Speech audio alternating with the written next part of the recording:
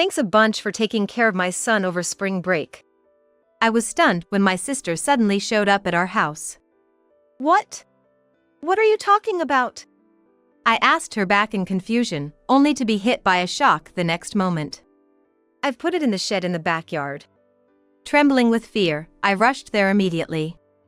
As I hurriedly opened the shed door, a foul smell like nothing I'd ever smelled before wafted out. What is this smell? And then, the horrifying sight that lay before my eyes. All I could do was tremble in despair. I'm Stephanie, a 36-year-old teacher at a local high school. My husband, Nolan, is an office worker. He's incredibly kind, always eager to help out with chores around the house. Both my parents have passed away, and since we don't have kids, it's just him and me in my childhood home. He didn't mind at all when I said I wanted to live in the house I grew up in.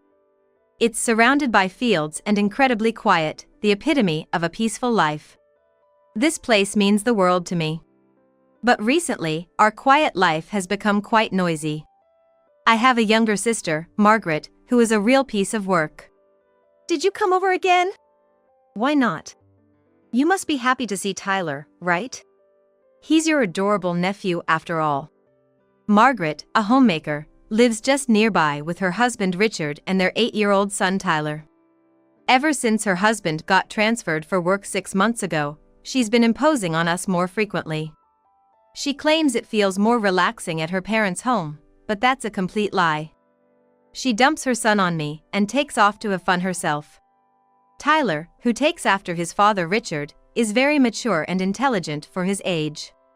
Already having a phone at 8, he handles it with such ease. Wow, did Mom buy that for you? Dad bought it for me secretly.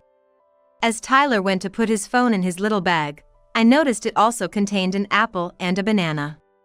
I thought Margaret had prepared it, but it turned out he had packed them himself, not wanting to trouble me.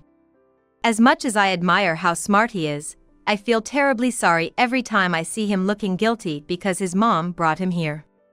And as for Margaret, please take care today too. With that carefree attitude, she left Tyler and went off somewhere. Come on, enough is enough. You're his mother. It's just sad for Tyler. Because she was coming over too frequently, I sternly warned my sister, Margaret, but her behavior only escalated. Whenever there's a holiday and school is out, she'd say, "You're off work, right?" and leave Tyler without asking. Even when I told her I was too busy and couldn't manage, she wouldn't listen and would say, "Then I'll just ask Nolan, that'll be fine." Eventually, she even started saying things like that. Please stop, my husband is tired from work too. Well then, sister, I'm counting on you. Since Nolan is my brother-in-law and can't be too harsh with Margaret. And he probably feels sorry for Tyler since he loves kids. Whenever I was at work, he gladly took care of our nephew. But the kinder my husband was, the more guilty I felt towards him. I'm gonna head home. I'll be fine by myself, Tyler would say, sensing the atmosphere, but obviously, I couldn't just leave an 8-year-old alone. Sorry, Auntie. Why are you apologizing? I'm happy to have you, Tyler. Mom doesn't like me. That's not true at all. Even though I denied it, Tyler still looked sad. Seeing his face hurt me, and at the same time, I felt frustrated with my sister for making her child feel this way. However, Margaret didn't care about mine or Tyler's feelings at all. It became normal for her to leave her son at our house and not return until late at night. Frustrated but feeling it was futile to scold her, I was drawn into my sister's pace and spent my days feeling uneasy. Then, the day before the school spring break, I received a call from Margaret. Stephanie, you're off tomorrow, right? Can you take Tyler for about a week? Again. I sighed. However, what could possibly be so important that a mother needs to leave her child for a whole week? It's impossible. I've told you before, students might be off, but teachers have to work. And a week? Are you going into the hospital or something? I asked, concerned. Not at all. I'm perfectly healthy. Actually, there's something really important I can't miss. Margaret's voice was cheerful over the phone, barely hiding her excitement. But when I asked about the important matter, she just laughed it off. I instantly judged it as nothing serious. Sorry, like I said, it's impossible. I'm also away for a week starting tomorrow on a business trip. I thought even Margaret would give up after hearing this. Then I'll ask Nolan. Don't be unreasonable.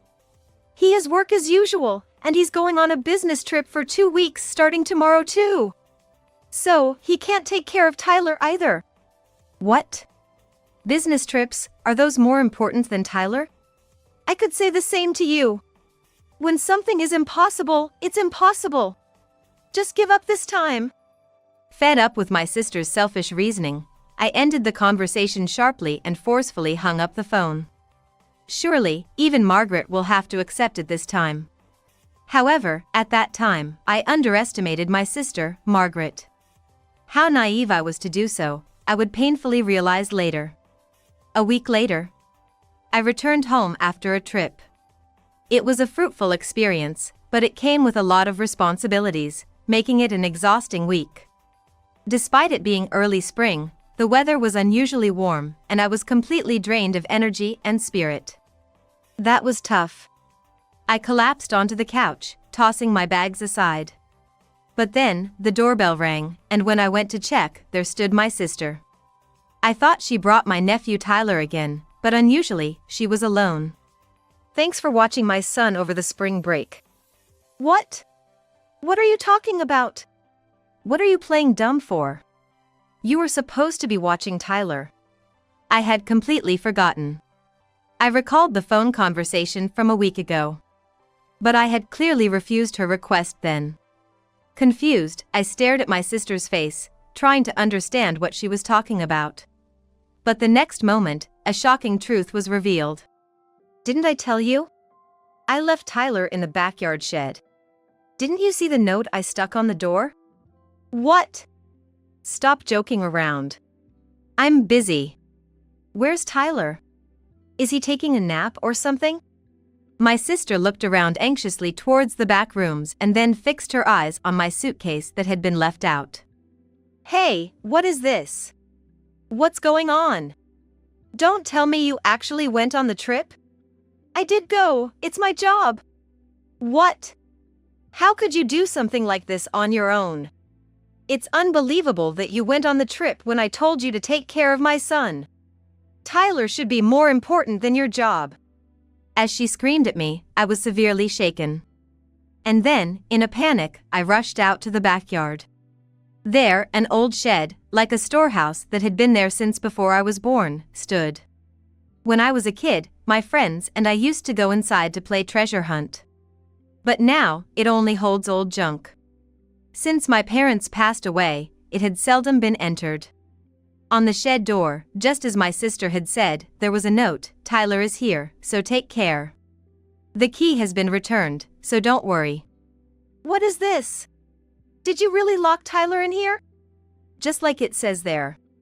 Why would you do such a thing? I told you I was going to be away for a week for work. Shaking with rising anger, I glared at my sister. What? I told you I had something really important and couldn't miss it. A week ago, when my sister visited our house, she thought I would be coming back soon despite my having already left for the trip. She forgot the house keys, so she locked our nephew in the shed and made it so he couldn't get out. Since there was nothing valuable to steal anyway, the shed key was left hanging in a bag on the outside wall.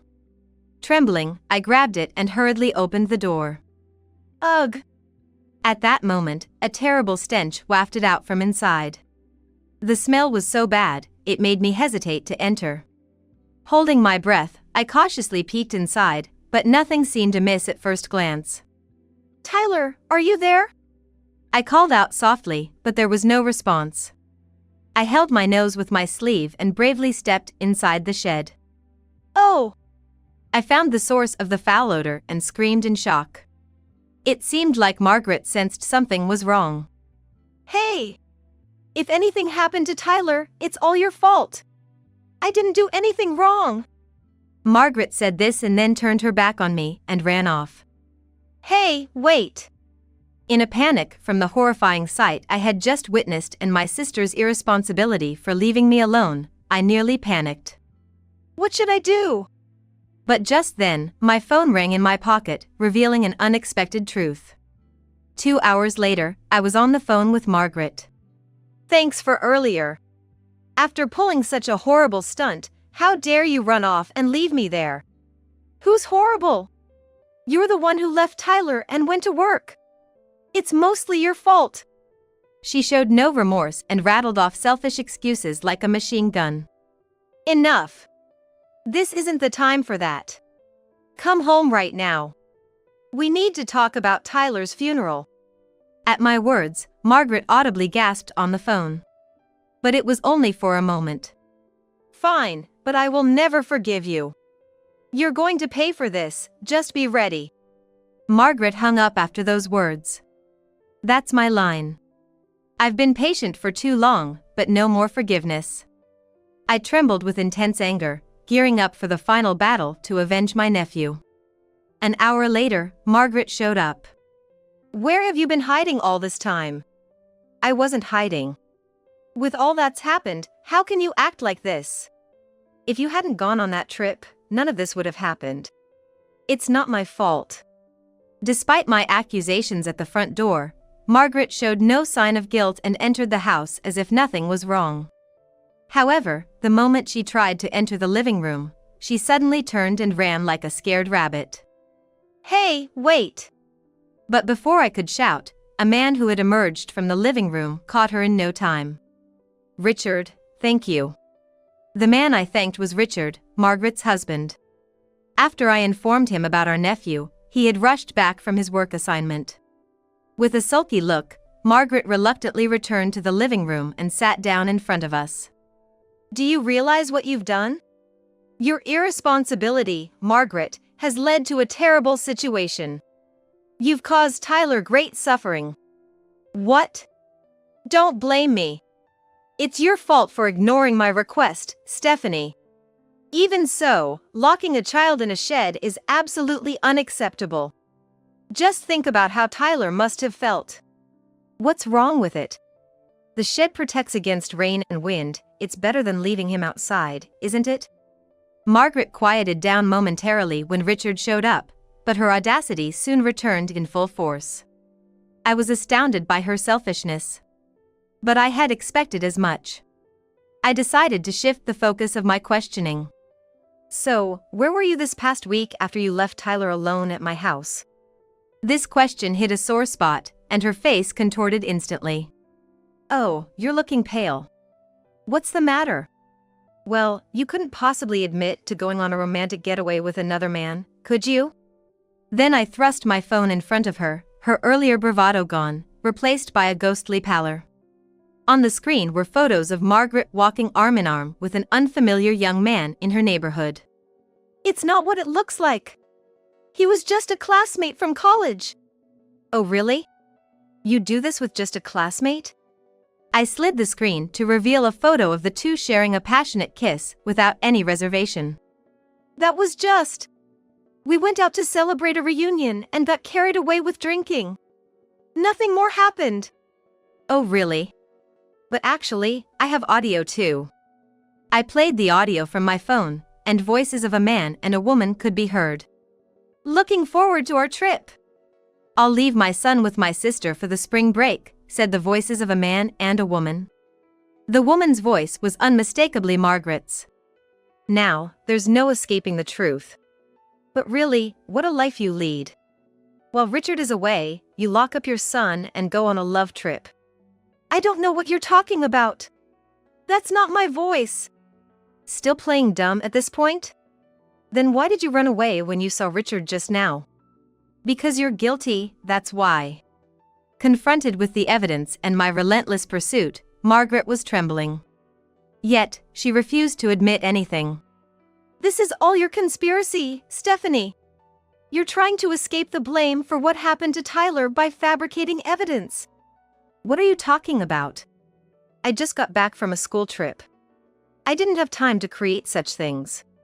That's because it must be Nolan, right? He works in IT, doesn't he? He could whip up something like this in no time. Don't be ridiculous. I told you, my husband has been on a business trip for 2 weeks. So what? It doesn't matter where he is. He could just send the data, no need for him to come back. Exasperated by her stubbornness, I sighed deeply. Hey, Margaret. Do you know whose phone this is? It's yours, isn't it, Stephanie? No. Actually, this is Tyler's phone. What? You're making things up. Tyler doesn't even have a phone. Margaret laughed loudly, looking triumphant. But her smug expression was short-lived. If you insist, shall we ask him directly? What? As I called out towards the hallway that it was okay, the living room door slowly opened. And there, to my shock, was my nephew, Tyler. Tyler! What? I thought you were. That's impossible. Margaret was terribly shocked to see her son alive. As if she was seeing a ghost. You look confused. Let me explain it so even Margaret can understand. Tyler told us he had been left in the shed by his mother, who said I would come to pick him up. Filled with fear, he pushed and pulled at the door, but it wouldn't budge. Since Margaret had locked the door, it was inevitable. So, he looked around for another way out. Then he found a small window positioned a bit high up. Using an old chair nearby as a step, he grabbed the window sill and climbed up, and fortunately, it wasn't rusted shut, and Tyler was able to open it easily. Once he escaped through the window, he walked 9 miles to my aunt's house. She was quite surprised when Tyler suddenly showed up. She wanted to contact me immediately, but Tyler stopped her. Apparently, he had overheard the phone conversation between his mother and me and knew that I had gone on a trip.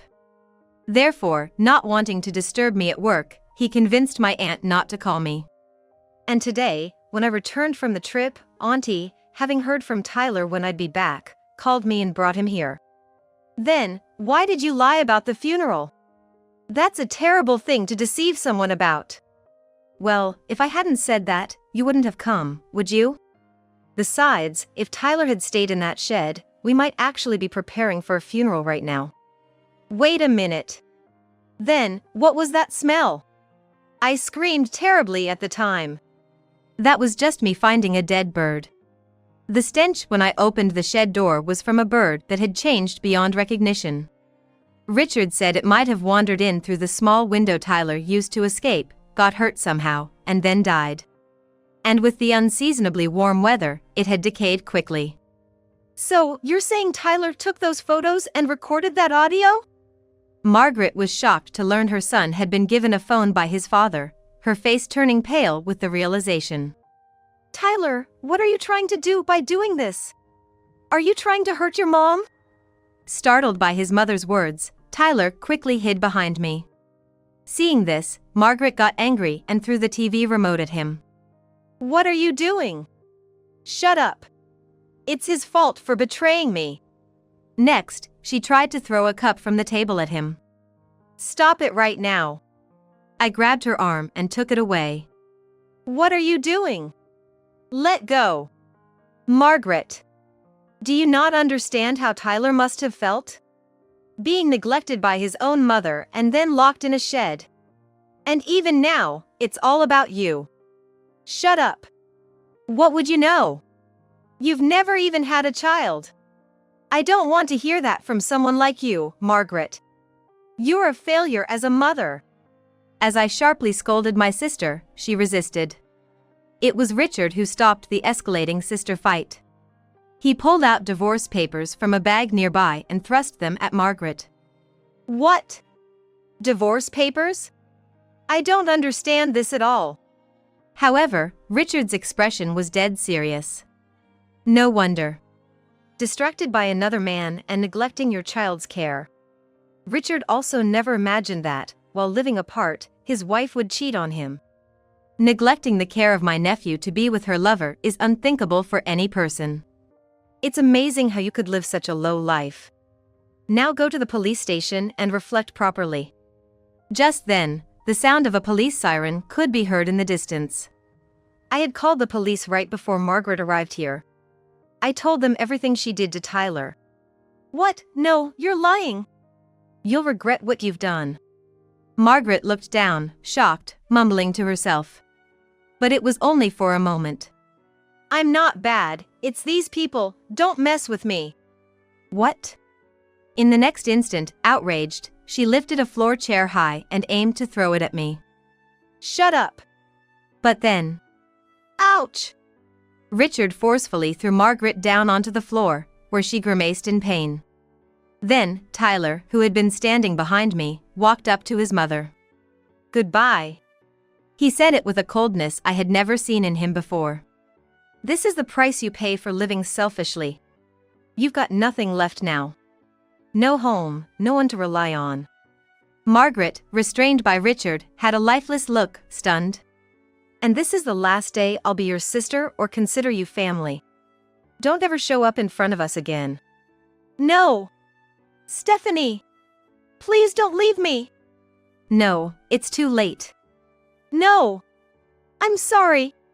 Margaret cried and apologized, but considering everything she had done, there was no way I could forgive her. Reflect on your actions for the rest of your life. No way! Minutes later, the police arrived. As we watched, Margaret was taken away in the police car. She was later arrested for neglecting her child. After divorcing my brother-in-law, she started paying child support. Having lost everything and even after being released, she will likely end up homeless. Her lover was also arrested due to my tip-off to the police, for knowing about the neglect and ignoring it. Meanwhile, I live a peaceful life with my husband. We demolished the old shed and started a vegetable garden together. Now that Tyler lives with his father and grandparents, who have returned from their work assignments, he often comes over to help joyfully. I've resolved to keep watching over him closely for the rest of my life.